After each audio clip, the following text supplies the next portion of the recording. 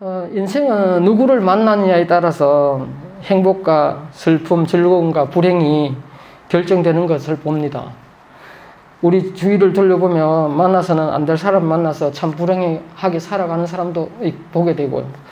또한 딱 잘 만나서 너무 행복하게 살아가는 분들도 보게 되는 겁니다. 우리 이제 기도를 많이 하잖아요. 기도를 하는데 기도 제목이 뭔지 맨 처음 제목이 뭐나 하면 대부분 보면 그 자녀를 위한 기도를 좀 많이 하는 것 같아요.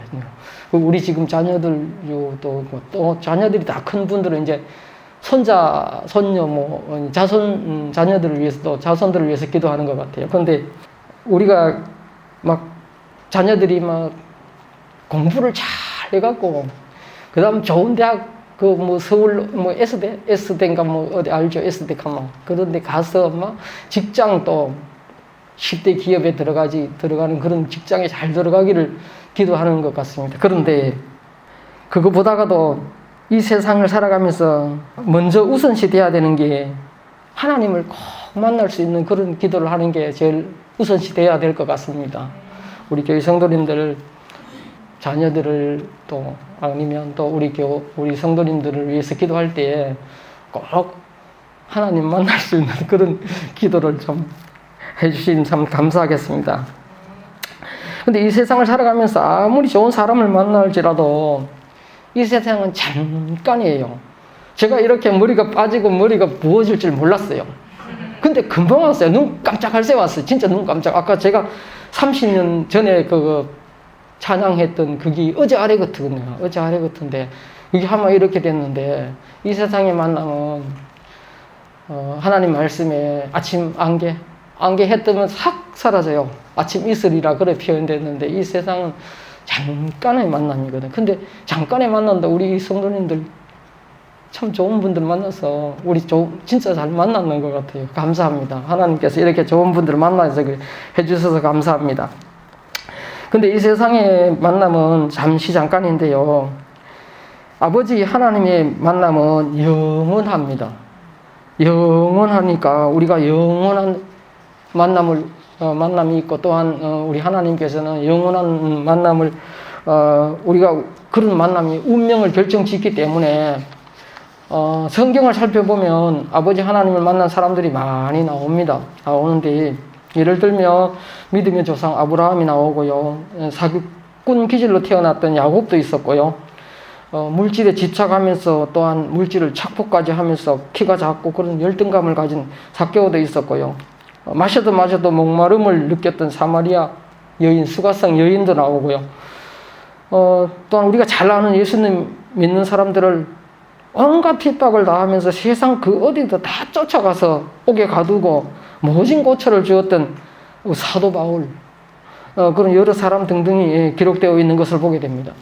그런데 이 모두가 아버지 하나님 만나기 전까지는 지극히 세상적이었던 것을 보게 됩니다. 아브라함은 아버지 하나님이 전혀 상관없는 사람입니다. 아브라함의 아버지는 갈대아 우르에서 우상을 만들어 팔았던 사람입니다. 아버지 하나님께서 가장 싫어하셨던 우상을 만들어 팔았던 그런 사람들이었습니다. 그뿐입니까? 사기꾼 야곱은 또 어떻습니까? 둘째로 쌍둥이 중에 둘째로 태어났는데요. 둘째로 태어난 야곱은 아버지의 장자의 축복을 받기 위해서 아버지와 형을 감쪽같이 속였던 것을 봅니다. 삭개오는 돈을 많이 집착하면서 또한 착복까지 하면서 키가 작은 관계로 인해서 열등감을 컸던 것을 보게 됩니다. 수가성 여인은 과거에 남편이 5이나 있었는데도 지금 또한 남편이 또 있는데 지금 남편도 자기 남편이 아닌 것을 봅니다. 정욕에 목말랐던 여인, 사람들이 자신에게 돌을 던지거나 조롱과 핍박이 심했으며 누구도 만나주질 않았던 외롭고 추하고 고독했던 여인, 예수님 믿는 사람들을 너무너무 많이 핍박했던 사울, 지극히 세상적인 사람들이었던 것을 보게 됩니다. 이들 모두가 처음에는 예수님을 전혀 몰랐던 사람들이었는데 예수님을 만난 후에는 새롭게 변화되어 새 사람이 된 것을 보게 됩니다. 이들뿐만 아니고 수많은 사람들이 부활하신 예수님을 만나 만남의 축복을 누리며 살아가고 있습니다. 아버지 하나님은 살아계십니다. 믿으시길 바랍니다. 누구나 살아계신 아버지 하나님과의 인격적인 만남을 통하여서 축복을 누리는 삶을 살 수가 있습니다. 저와 사랑하는 성도님들께서는 살아계신 아버지 하나님을 전인격적으로 만남이 이루어져서 꼭 축복된 삶을 받아 누리시기를 바랍니다. 오늘의 주제입니다. 왜 예수님을 만나야 하는가라고 생각해 봅니다. 세 가지로 요약하는데요. 첫 번째는 예수님을 만나면 죄와 죽음의 문제를 해결받을 수 있기 때문입니다. 그렇기 때문에 꼭 예수님을 만나야 하는 것입니다. 우리들의 인생에 있어서 가장 근본적인 문제는 죄와 죽음의 문제입니다. 죄와 죽음의 문제를 해결하지 못하면 그 인생은 실패한 인생이 되는 것입니다. 그런데 성경 말씀은 아담 후손으로 태어난 모든 사람들은 모두가 다 죄인이라고 말씀하고 있습니다. 그러므로 우리들은 모두가 죄인입니다. 우리가 지은 죄에는 값이 반드시 있어야 하는데요. 죄가 해결되려면 반드시 죄값을 지불되어야만이 가능한 것입니다. 그런데 우리들은 우리 스스로가 죄값을 치를 수가 없습니다. 그래서 아버지 하나님께서 하나밖에 없는 독생자 예수 그리스도를 보내주셔서 영원히 죽을 수밖에 없는 저와 사랑하는 성도님들을 사랑해 주셔서 또한 긍휼히 여겨 주셔서 예수님을 대속제물로 보내주셨던 것을 보게 됩니다. 십자가에 달려 죽으심으로 인하여서 저와 사랑하는 성도님들의 모든 죄값을 완벽하게 지불해 주셨던 것입니다. 그러므로 십자가에 달려 돌아가신 예수님 믿기만 하면 저와 사랑하는 성도님들의 죄값을 대신 지불해 주셨기 때문에 저와 사랑하는 성도님들의 모든 죄가 용서받게 된 것입니다. 또한 예수님은 사방 권세를 이기시고 부활하셨습니다. 그러니까 예수님만 믿으면 부모님이 주신 생명 이외에 예수님께서 부활하신 새 생명을 얻게 되는 것입니다. 그 부활하신 새 생명으로 저와 사랑하는 성도님들은 새롭게 태어나게 되는 것입니다. 하나님이 세상을 이처럼 사랑하사 독생자를 주셨으니 이는 그를 믿는 자마다 멸망치 않고 영생을 얻게 하려 하심이라. 예수님을 믿어야 하는 가장 근본적인 이유가 예수님을 믿으면 죄와 죽음의 문제가 해결되기 때문인 것입니다. 예수님을 만나면 두 번째로 아버지 하나님과의 관계가 죄로 말미암아서 아버지 하나님과의 관계가 끊어졌던 것이 회복되는 것을 보게 되는 것입니다. 저와 사랑하는 성도님들이 예수님을 믿게 되면 죄로 인하여서 아버지 하나님과의 끊어졌던 관계가 회복되어지는 것을 보게 됩니다. 영접하는 자 곧 그 이름을 믿는 자들에게는 아버지 하나님의 자녀가 되는 권세를 주셨다는 것을 보게 됩니다.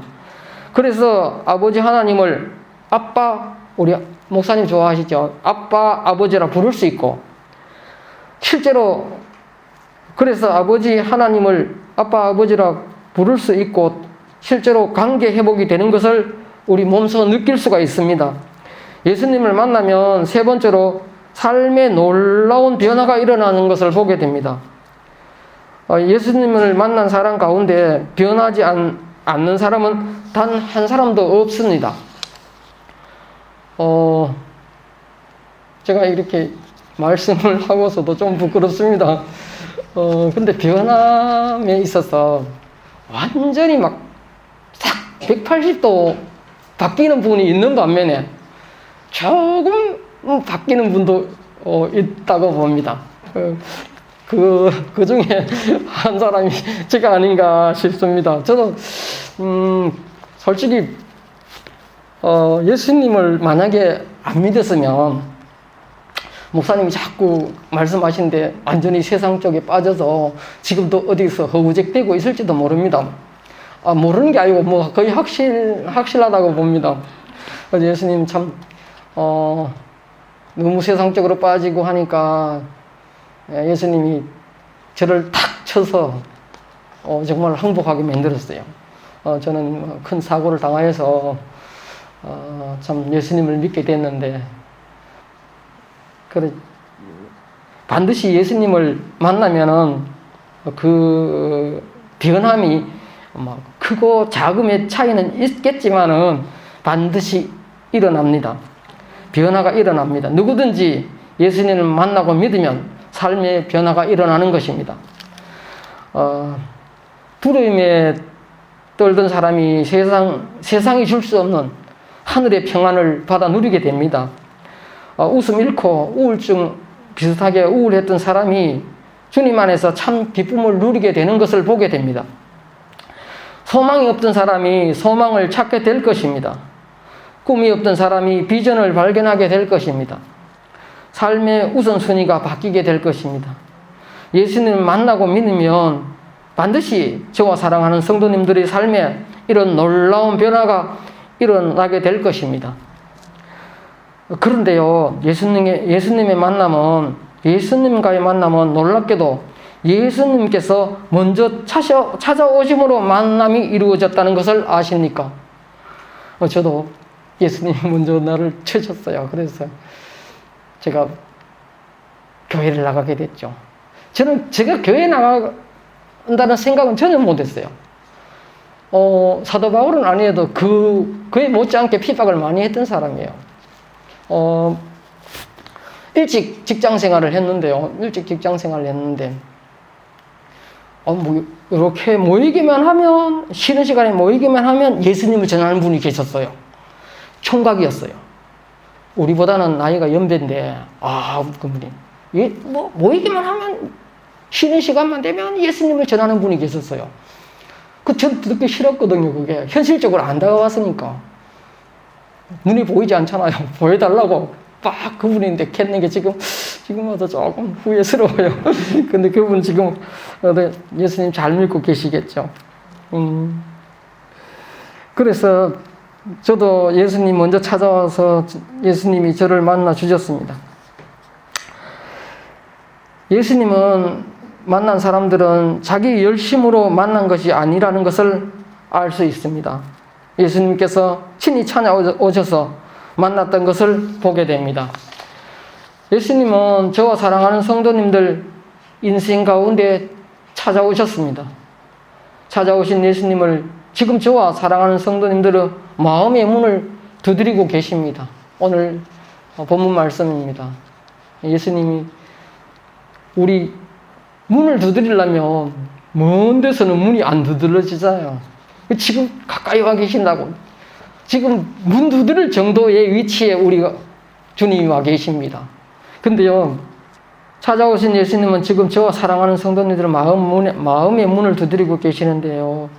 오늘 본문 말씀입니다. 볼지어다 내가 문 밖에 서서 두드리오니 누구든지 내 음성을 듣고 문을 열면 내가 그에게로 들어가 그와 더불어 먹고 그는 나와 더불어 먹으리라.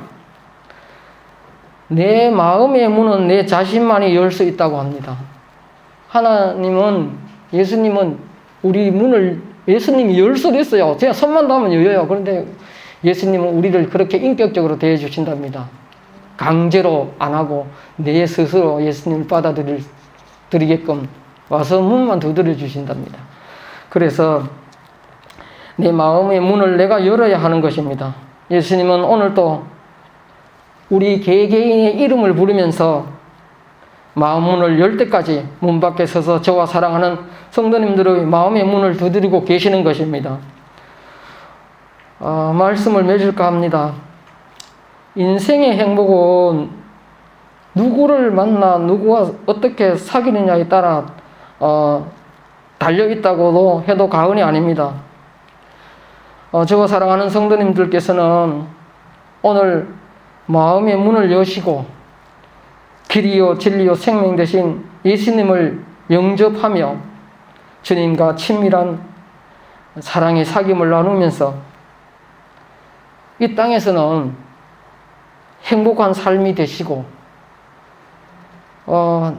나중에 아주 일찍 가시면 안 됩니다. 나중에 아버지 하나님께서 부르실 때는 할렐루야 기쁨으로 찬송하며 모두가 천국 백성 될 수 있기를 소망합니다. 감사합니다. 기도합니다. 하나님 감사합니다. 목사님을 대신해서 이렇게 하나님 말씀 대언하였습니다. 하나님, 우리 성도님과 저희 마음속에 와닿는 말씀이 있으면 새기게 하소서. 하나님 꼭 하나님 말씀대로 또한 하나님 와서 우리들이 두드릴 때 문을 열고 하나님을 영접하여서 하나님과 깊은 사귐을 받을 수 있도록 하나님 도와주시옵소서. 하나님 꼭 만나는 저와 성도님들이 다 될 수 있기를 원하옵고 존귀하신 예수님의 이름으로 기도드리옵나이다. 아멘.